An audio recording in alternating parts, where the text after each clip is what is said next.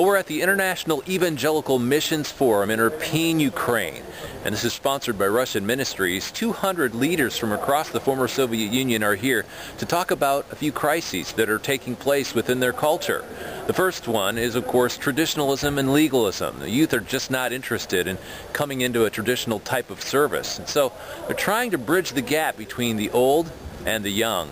Also, social evangelism. HIV/AIDS is running rampant within this Russian culture predominantly, and it's becoming a huge problem. In fact, they're losing population. Well, leaders are here today to talk about how to improve and reach out to the lost throughout the former Soviet Union. And when you look at religious freedom on the wane in many of these nations, it's no wonder they're finally coming together. This is an historic event. They're gathering here at the Russian Ministries' new ministry center here in Irpen. It's a beautiful center. Why did they come together?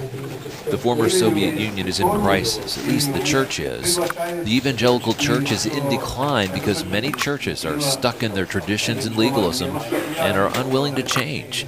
While many had been unwilling to talk, now evangelical leaders are talking. Russian Ministries helped put this whole event together to get leaders together to talk. It featured young church leaders with new ideas like Paul Tokarczuk, plus the old guard, those that were persecuted for their faith during the time of the Soviet Union, people from Belarus, and also from North Ossetia, like Pastor Gennady, who's reaching out into Georgia and also Chechnya. But it wasn't only a time of discussion, it was a time of dedication, dedicating a new ministry center. Russian Ministries' Ministry Center in Irpen, Ukraine was dedicated during this important event. It was a time of worship, celebrating what God has done in the former Soviet Union. The dedication service was a time of prayer and also a time of promise, asking God to dedicate this building to see more and more people come to Christ and to plant more churches.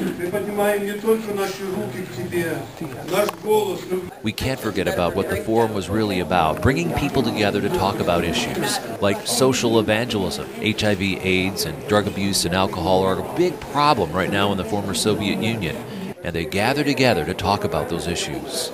Day number 2 was looking ahead, talking about ideas and reaching the lost for Jesus Christ in new and unique ways.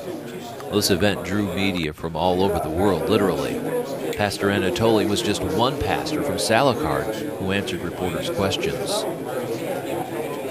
Sergei Rakuba, who's the vice president for Russian Ministries, helped coordinate the event. I'm so excited that we had an opportunity to have this forum in our new center that was provided by God through the generosity of many Russian Ministries donors.